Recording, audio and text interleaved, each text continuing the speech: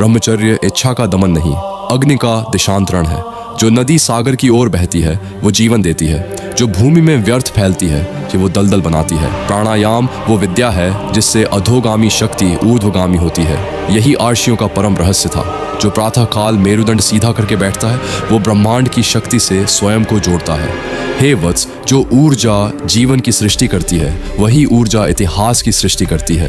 प्रत्येक महान साम्राज्य, प्रत्येक महान कृति, प्रत्येक युग परिवर्तन संयमित अग्नि का परिणाम था। क्षणिक सुख के लिए जो अपनी डेस्टिनी का विक्रय करता है वो जन्म भर पश्चाताप की अग्नि में जलता है। और हे साधक, जब साधना के मध्य में अंधकार आए, शक्तिहीनता आए, जड़ता आए, घबरा मत। ये पराजय नहीं, ये पुनर्निर्माण है। ये अंत नहीं, यह नए जन्म की पीड़ा है। जो इस अंधकार में टिका उसने वो जीत लिया जो युगों में एक बार मिलती है। हरे कृष्ण कृष्ण कृष्ण हरे हरे, हरे Ram Ram Ram Hare Hare. ब्रह्मचार्य guide, energy redirection का कंप्लीट एंशिएंट सिस्टम, 99 रुपये से भी कम। डिस्क्रिप्शन में लिंक है, अभी ले। सुन भाई, ये सिर्फ ज्ञान नहीं है, ये अंदर की पूरी वायरिंग बदलने वाला सिस्टम है। ब्रह्मचर्य इंसान को ऐसा संतुलन देता है जो आज की दुनिया में लगभग गायब हो चुका है। संयम, साहस और शांति का एक खतरनाक। जो लड़के सीरियसली चेंज होना चाहते हैं उनके लिए मैंने ब्रह्मचर्य गाइड बनाई है। 10 साल की रिसर्च, वो सब कुछ जो कहीं नहीं मिलता, एक जगह। 99 रुपये से भी कम। जो लेगा दिख उसे पता चलेगा फ़र्क, जो नहीं लेगा वो इसी तरह वीडियोस देखता रहेगा और बदलेगा नहीं। चॉइस तेरी है। लिंक डिस्क्रिप्शन में है।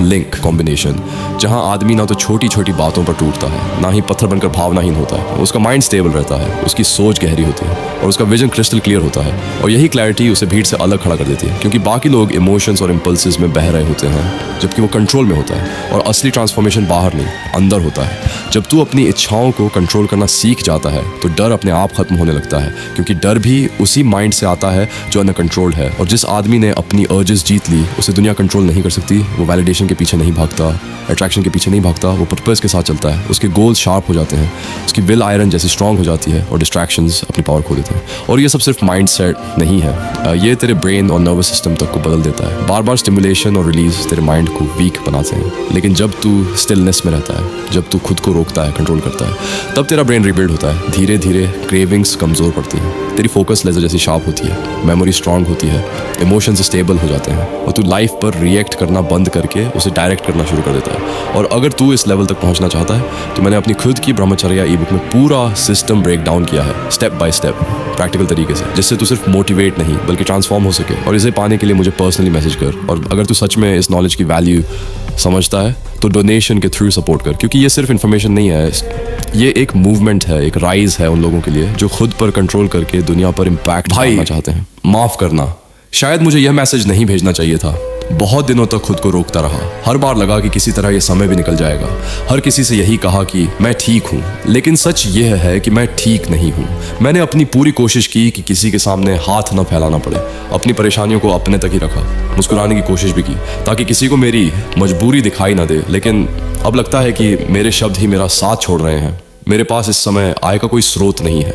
आर्थिक स्थिति इतनी कठिन हो चुकी है कि कई बार समझ नहीं आता अगला कदम क्या होगा। हर दिन उम्मीद लेकर उठता हूँ, हर दिन पूरी ताकत से कोशिश करता हूँ, लेकिन हालात जैसे बार बार वहीं लाकर खड़ा कर देते हैं जहाँ से निकलना अकेले मेरे लिए बहुत मुश्किल हो गया है। यकीन मानिए, ये मैसेज लिखना मेरे लिए सबसे कठिन चीज़ों में से एक है। मेरी पूरी कोशिश थी कि किसी को अपनी तकलीफ का एहसास भी ना होने दूँ, लेकिन अब शायद मैं उसे छुपा नहीं पा रहा हूँ। आप मुझे जानते हैं, इसलिए आपसे झूठ नहीं बोलूँगा। मुझे सच में मदद की ज़रूरत है। अगर आप अपनी क्षमता के अनुसार थोड़ा सा भी सहयोग कर सकें तो शायद यह मेरे लिए सिर्फ आर्थिक मदद नहीं होगी, बल्कि इस कठिन समय में आगे बढ़ते रहने की एक नई हिम्मत भी होगी। और अगर मदद करना संभव न हो तो भी कृपया मेरे लिए प्रार्थना कीजिए कि मैं इस कठिन दौर से निकल सकूं। दिल से धन्यवाद भाई। 1 रुपये का छोटा सा सहयोग भी मेरे लिए बहुत मायने रखता है। आपकी हर छोटी मदद मेरे लिए एक उम्मीद है कि शायद मैं अभी भी इस लड़ाई में अकेला नहीं हूँ।